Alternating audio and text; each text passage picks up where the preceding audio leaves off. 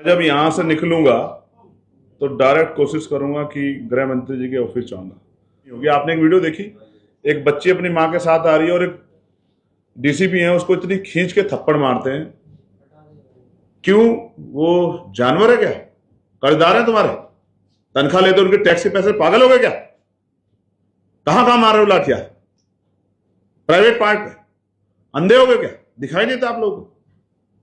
सब चुप रह सकते हैं, सब कान बंद कर सकते हैं, सब मुंह बंद। हम नहीं करेंगे, हम जाके बात करेंगे। और अगर उन्होंने वो नहीं सुनेंगे और उस तरह की हिंसा को नहीं रोकेंगे, क्योंकि दिल्ली पुलिस के अंडर है, तो फिर और बड़ा आंदोलन होगा। मैं आपको ये बात विश्वास करके दिलाता हूं। शायद प्रधानमंत्री जी को देर से याद आई, पहले अगर सुन लेते तो ये बच्चे नहीं आज हमसे दूर होते। और आपको, मुझे भी पता है कि ये नौजवानों की आवाज है जिसकी वजह से प्राइम मिनिस्टर को इस विषय पे बोलना पड़ा है। सच ये है कि 100 से ज्यादा पेपर लीक हुए हैं पिछले 15 सालों में, और शिक्षा का बजट कम किया है इसी सरकार ने, ये भी आप और मैं जानते हैं। नहीं भरोसा तो आप चेक कर लो कि लगातार शिक्षा का बजट कम किया है, और शिक्षा सवालों को जन्म देती है, इसलिए शायद ये सरकार शिक्षा विरोधी। शंभू एक मिनट। जंतर मंतर पर आंदोलन उस समय कमजोर पड़ रहा था, आप जंतर मंतर गए हैं, तो क्या दोबारा फिर आपको लगता है कि आपको जाना चाहिए जंतर मंतर? देखिए, मुझे आंदोलन करने आते हैं, मैं किसी के आंदोलन को हाईजैक नहीं करना चाहता, इसलिए मैं उनकी मदद के लिए गया था। हम उससे बड़ा आंदोलन कर सकते हैं, पूरे से बड़े बड़े आंदोलन हमने किए हैं। अगर उनको आवश्यकता पड़ेगी तब मैं देखूंगा इस विषय को। हमारी टीम दिल्ली की काम कर रही है, लेकिन मुझे लगता है कि अभी देश में बहुत जरूरत है उस आंदोलन को भी। और सबसे बड़ा आंदोलन मैं आपको कह रहा हूं, जहां इमरजेंसी लगी है घोषित, सबसे बड़ा आंदोलन लखनऊ में होगा इसी समय के अंदर। जो मैंने मांगे की है उसके लिए मैं सरकार को 15 दिन का समय देता हूं। आंदोलन तो उसके बीच में भी होंगे, लेकिन 15 दिन के बाद वो होगा जो नेक्स्ट स्टेप है, चाहे जेल भर हो, चाहे भारत बंद की कॉल दी जाए, या मार्च हो सहारनपुर से या लखनऊ से दिल्ली, या दिल्ली से लखनऊ, कुछ भी हो, लेकिन सरकार को जवाब देना पड़ेगा। चुप नहीं रह सकते। पहले इस्तीफा होगा, उसके बाद वार्ता। एक सुप्रीम कोर्ट बार एसोसिएशन ये जंतर मंतर का जो दिल्ली पुलिस का बारबारिज्म जो हुआ है उसको कंडेम किए, और कई इसके जब मतलब सुप्रीम कोर्ट में इश्यू लाया गया तो उसको डिनाई किए। तो कोर्ट में अगर ये हाल है तो इस चीज को लेकर मतलब ऑपोजिशन क्या कर रहे हैं? मतलब आप तो निकल के आ चुके हो, व्हाई नॉट द अदर्स? मैं 3 दिन तक वहां बैठा था, और अब मुझे लगा कि अब सड़क का समय आ गया है, इसलिए मैंने पीसी की कि मैं किसी का इंतजार नहीं कर सकता हूं। देश के युवाओं का मामला है, उनको खतरे में नहीं डाला जा सकता है, उनको लाठियों के सामने, गोलियों के सामने नहीं खड़ा किया जा सकता है। आप जानते हैं मैं directly Azad Samaj party Bhim army का मेंबर हूं, कार्यकर्ता हूं। मैं सीजेपी का ना मेंबर हूं ना कार्यकर्ता हूं, हम उनसे जुड़े हुए नहीं है, लेकिन फिर भी इस विचार को, क्योंकि शिक्षा पे आंदोलन था, हमने सपोर्ट किया। अब हम अपने तरीके से इसको पूरे देश में चलाएंगे, और हमारे कार्यकर्ता 25 तारीख को सभी जिला मुख्यालयों पर अपनी शक्ति का एहसास कराएंगे कि हम इस आंदोलन को पूरी मजबूती से सरकार के सामने खड़ा करेंगे कि सरकार उन बच्चों की मांग को सुने।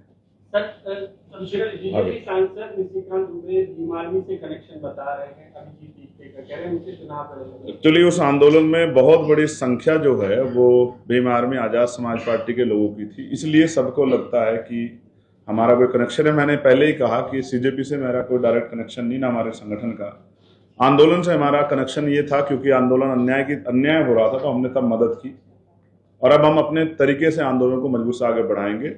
तो पॉलिटिकल कोई विषय आएगा तो मैं समय आने पर बता दूंगा, अभी तो कोई ऐसा विषय नहीं। गौरव, जैसे आपने कहा अभी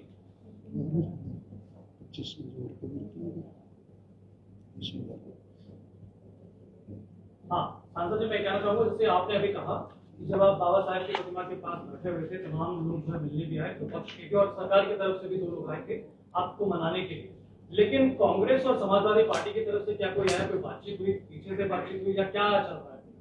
नहीं, मुझे ऐसा लगता है कि सब अपना अपना काम कर रहे हैं, मैं अपना काम कर रहा हूँ। कोई आगे से आए, पीछे से आए, क्या फर्क पड़ता है?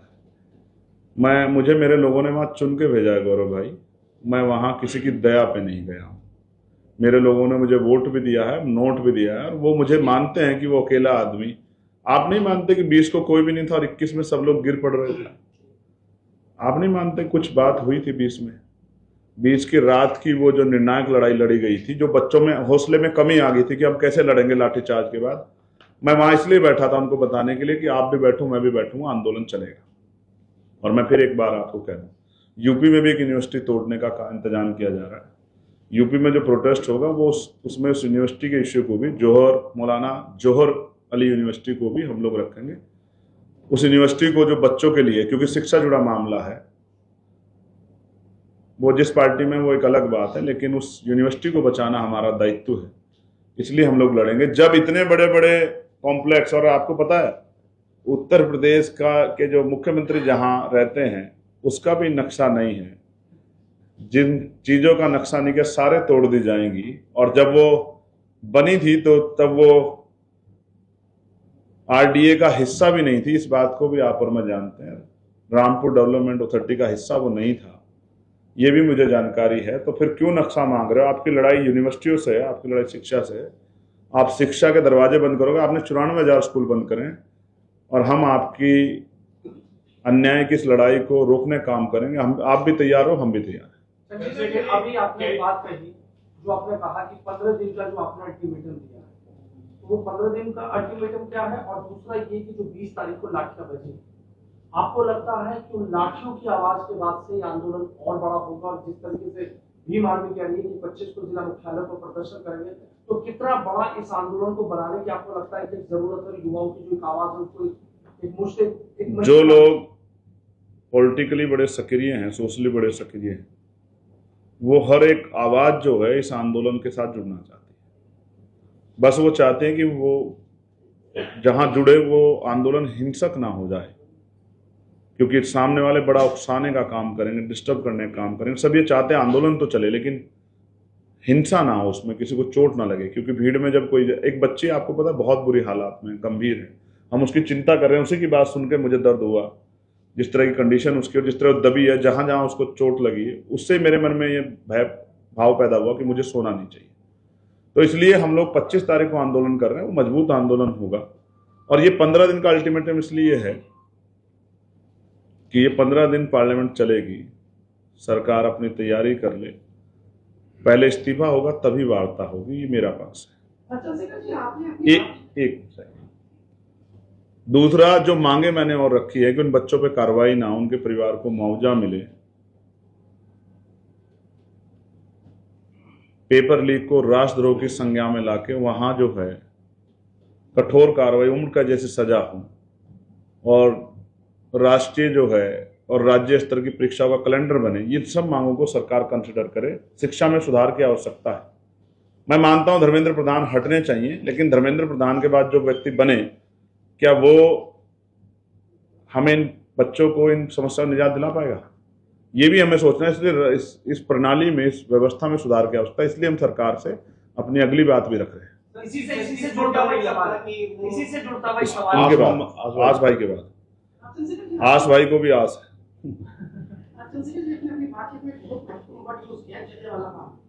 तो चूंकि हम देख रहे हैं पिछले 12 घंटों में जंतर मंतर में जितने भी 50,000 के आसपास स्टूडेंट है, उसका एक्सेस क्लोज कर दिया गया है, अब खाना भी रोक दिया गया है, बैरिकेडिंग ऊंची कर दी गई है और टेरराइज भी इनको किया जा रहा है। तो क्या ये डर जो बच्चों में फैल गया है, टेरराइज हो गए, तो क्या चलेगा? मैं जब यहाँ से निकलूंगा तो डायरेक्ट कोशिश करूंगा कि गृह मंत्री जी के ऑफिस जाऊंगा, अगर वो होंगे। हालांकि मैंने उनसे समय नहीं लिया अभी, और वो समय लेके मिलते हैं, लेकिन मैं कोशिश करूंगा। परिस्थिति ऐसी है कि वो संज्ञान लें। उनको ये तय करना है कि उन गैर जिम्मेदार अधिकारियों पर पुलिस के अधिकार कार्रवाई होगी नहीं होगी। आपने एक वीडियो देखी, एक बच्ची अपनी माँ के साथ आ रही है और एक डीसीपी है उसको इतनी खींच के थप्पड़ मारते हैं। क्यों? वो जानवर है क्या? कर्जदार है तुम्हारे? तनख्वाह लेते उनके टैक्स के पैसे? पागल हो गए क्या?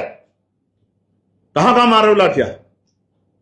प्राइवेट पार्ट पे अंधे हो गए क्या? दिखाई नहीं था आप लोगों को?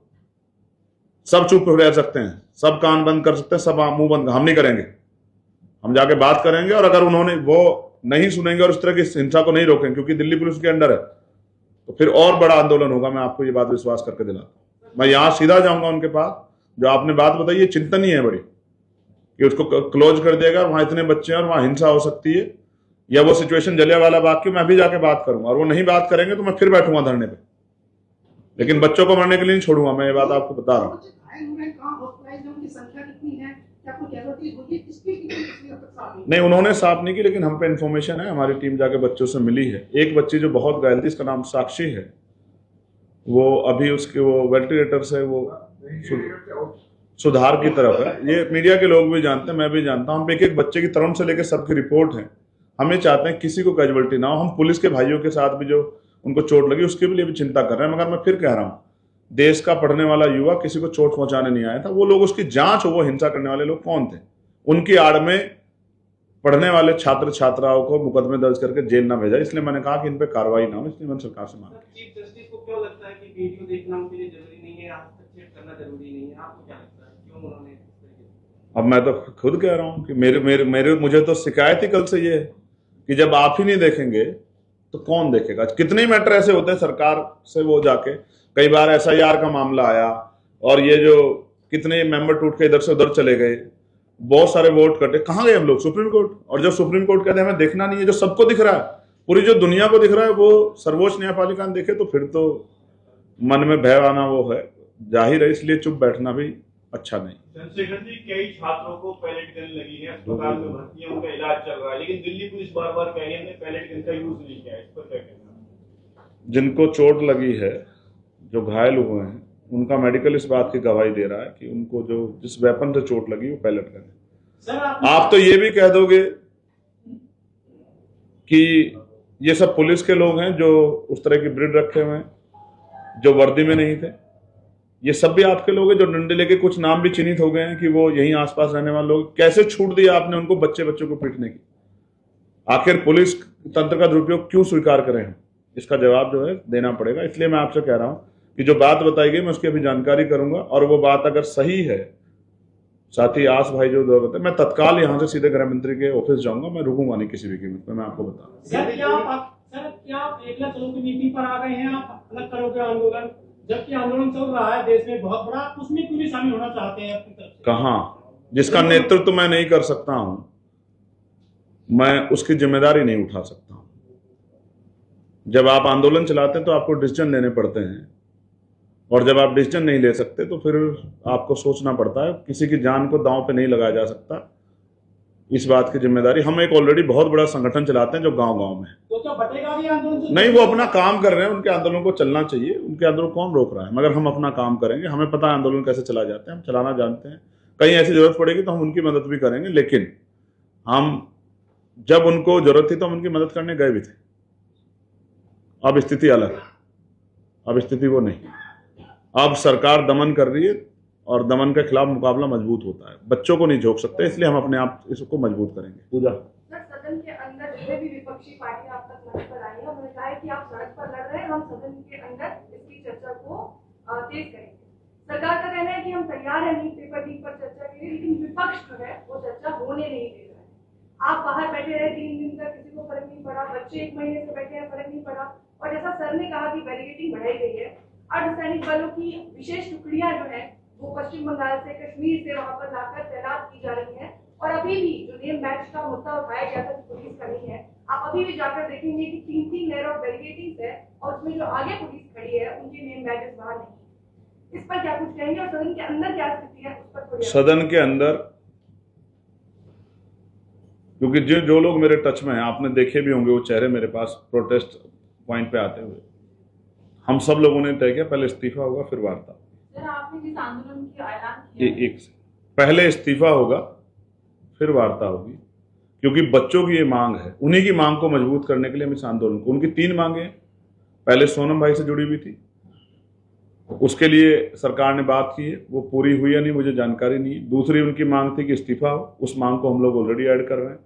तीसरी उनकी मांग थी कि उनको परिवार को मुआवजा मिले, उस पर हम ऑलरेडी उसको हम ऐड कर रहे हैं। लेकिन उसके अलावा भी बहुत सारी मांगे जो हमने ऐड की है, जो हम जो उनको चाहते हैं कि जिन पे काम हो।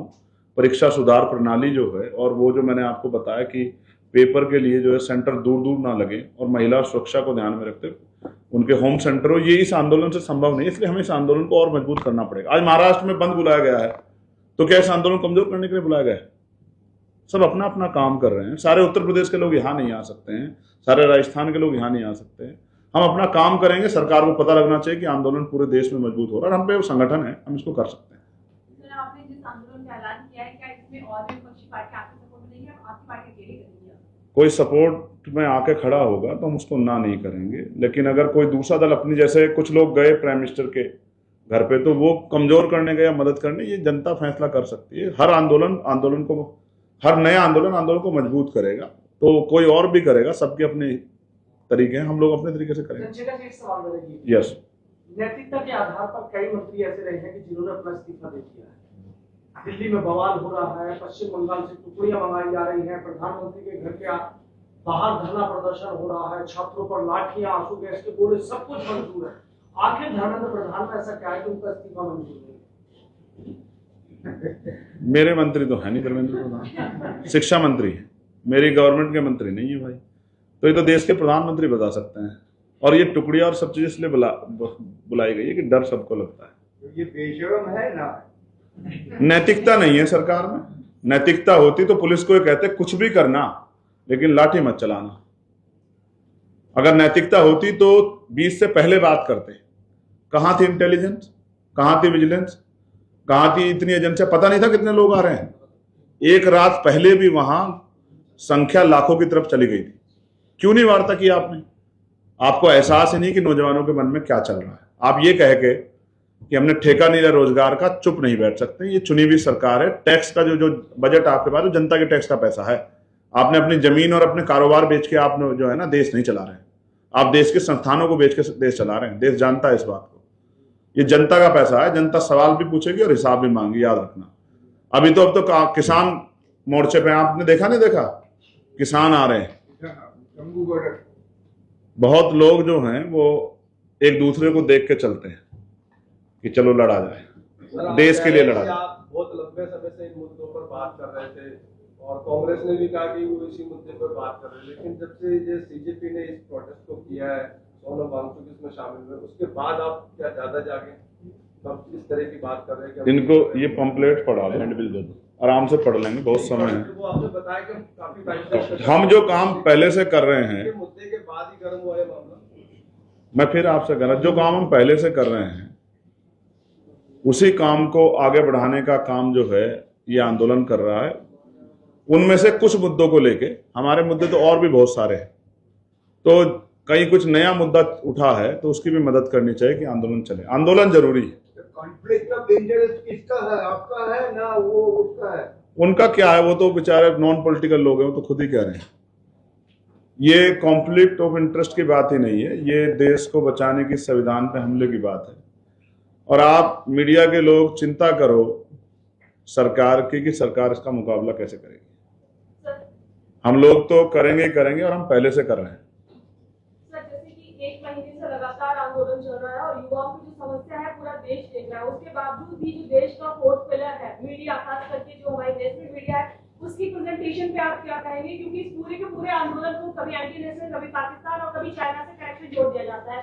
यूपी में आप बोल रहे हैं कि लखनऊ में आप और आपकी पार्टी जो है आंदोलन करने वाले हैं, आपका भी कनेक्शन कहीं चाइना या पता नहीं कहां से जोड़ दिया जाए। कुल मिलाकर जो मीडिया की प्रेजेंटेशन है पूरे के पूरे मामले पर, उस पर क्या कहेंगे? नहीं, उनके ऑफिस बहुत बड़े बड़े हैं और वो विज्ञापन से चलते हैं। विज्ञापन सरकार ही दे सकती है और बाकी तो सब आप जानते हैं, देश जान रहा है। मैं फिर आपसे कह रहा हूँ, सारे पत्रकार बुरे नहीं हैं। इनमें कुछ ऐसे भी हैं जो मजबूती से इन्हीं चैनलों में रह के आवाज उठाते, लेकिन कुछ ऐसे भी हैं जो इन्हीं चैनलों में बैठ के सरकार की भाषा बोलते हैं। सब देश देख रहा है, मुझे नहीं देखने की आवश्यकता है। आप मेरे खिलाफ कुछ भी चलाइए, इससे क्या फर्क पड़ता है? मैं जब सड़क पे होता हूं तो भी कुछ ना कुछ चलता है, जब मैं वहां स्टैचू के नीचे बैठता हूं तो भी कुछ ना कुछ चलता है, आज मैं पीसी कर रहा हूं तो भी कुछ ना कुछ चलेगा। चलना चाहिए, चलना चाहिए। सौरभ आ गए, चलना चाहिए। अभी पहले बताइए आपकी तबियत कैसी है और क्या गृह मंत्री ने आपको मिलने का वक्त दे दिया है या आपने मांगा है? नहीं ना, मैंने मांगा ना उन्होंने दिया। एक्चुअली मैंने मांगा नहीं तो देंगे कहां से? अभी एक पत्रकार साथी ने बताया कि ऐसा हो रहा है और कल के ऊपर छोड़ना अच्छी बात नहीं है। मैंने कहा कि यहाँ से निकलते मैं उसकी जानकारी लूंगा, हमारी यूनिट वहाँ है प्रोटेस्ट में। अगर ये सही है तो मैं तत्काल सीधे उन्हीं के ऑफिस जाऊंगा, क्योंकि अभी तक तो मैं वहीं से आ रहा हूं, अभी तक तो बातचीत जैसी कोई बात नहीं, जो उन्होंने अभी बताया, शायद आपने सुना नहीं, कि उस तरह से वो गेट क्लोज कर दिया। पूजा, आई थिंक पूजा ने और आश जी ने बताया कि बैरिकेटिंग करके क्लोज कर दिया, और वहां अंदर बच्चे हैं, और ऐसी सिचुएशन है जैसे जलिया बाग वाली जो है कि वो भाग नहीं सकते हैं, और फोर्स का जो डिप्लॉयमेंट है वो बहुत ज्यादा कर दिया है। ऐसी स्थिति में जो है, हालांकि जो होगा उससे उसका मुकाबला होगा, लेकिन जगाना तो पड़ेगा, ये बात मानते हुए जिनके ऊपर रिस्पॉन्सिबिलिटी उनसे बात की जाए। सरकार की तबीयत अच्छी नहीं है, मेरी तो अच्छी। सर इंटरनेट नहीं चल रहा है आसपास के ये मेरी जिम्मेदारी नहीं है, सरकार को, सरकार से भी पूछो आप, मैं यही कह रहा हूं। सब मुझसे पूछोगे तो कैसे चलेगा? मेरा खुद का इंटरनेट वहां नहीं काम कर रहा था। मैं आपको ये कहना चाहता हूं, मीडिया के साथियों को, ये समय है, सब याद रखा जाएगा, सब याद रखा जाएगा। ना कोई जाति थी, ना धर्म था, सिर्फ छात्र थे और अपनी मांगों को लेके थे, और आपने उनके साथ क्रिमिनल्स जैसे क्रिमिनल्स के साथ सलूक किया था, ऐसा किया। और सबसे ज्यादा दर्द यह है कि नौजवान तो बहुत बार जो है उसने लाठी खाई है, लेकिन बच्चियों को पिटते देखना ये नाइंसाफी होगी खुद से भी। ये वो देश है जहां बेटियों को देवी की तरह पूजा जाता है, उसी देश की राजधानी में उन्हीं बेटियों को किलो वाले लाठियों से पीटा जाएगा, तो सवाल खड़े होंगे और जवाब हुक्मरानों को देना होगा।